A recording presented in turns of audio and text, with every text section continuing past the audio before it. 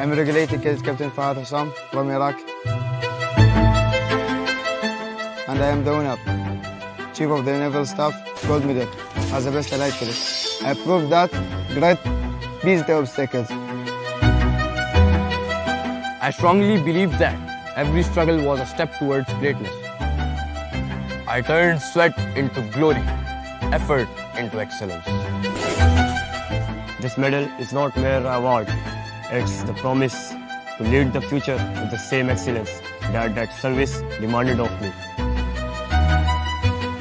Pakistan Naval Academy made me able to handle the situation in every circumstances of my life.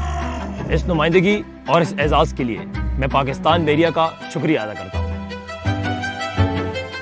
Alhamdulillah, I've been awarded with the Commandant's Gold Medal for being the best short service course cadet in my course. It has always been my desire to serve my nation to the best of my capabilities, and inshallah, I will.